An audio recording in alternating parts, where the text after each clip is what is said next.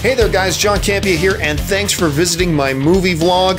It's hard to imagine that The Incredibles came out 13 years ago in 2004. It still stands today as one of the best Pixar films that the company has ever put out. It's so good it has left a lot of us scratching our heads for years about how does Cars and Monsters, Inc. get sequels? Oh, the sequel to Monsters, Inc. was actually pretty good. But how does all this happen and we still haven't got a sequel to The Incredibles? That movie was ahead of its time, embracing the superhero genre before the superhero genre became the hottest thing at the box office. Well, we don't have too much longer to wait as Incredibles 2 finally comes out June 15th of next year. And now, head of Pixar John Lasseter has let us in on a little bit of information about the film. According to Lasseter, Incredibles 2 will open immediately after the events of Incredibles 1. John Lasseter just had this to say. It starts right as the first one finishes, so it just carries on. A minute will have passed between the first and second Incredibles.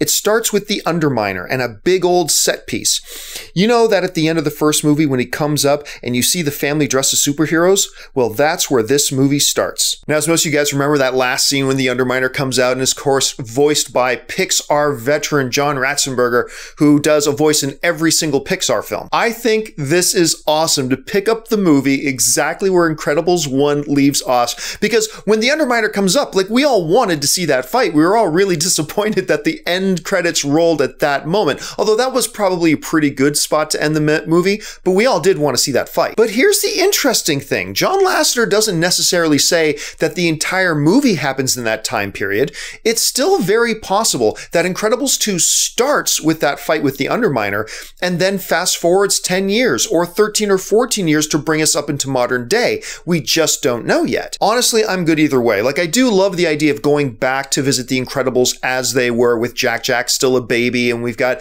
the young kids, and we've got Mr. and Mrs. Incredible where they are.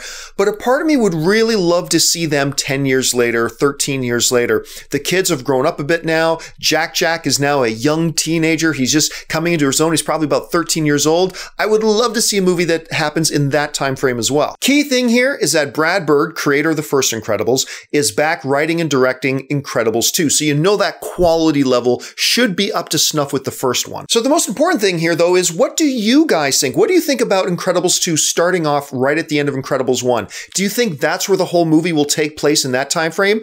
Or do you think they'll fast forward after those events and bring us into modern day? I want to know what you think they'll do and what you would like them to do. Jump into the comments section and let me know your thoughts. And listen, while you're here, make sure you subscribe to my YouTube channel. Follow me on social media on Twitter and Facebook, just at John Campea. That'll do it for me, guys. Thanks for joining me, and until next time, bye-bye.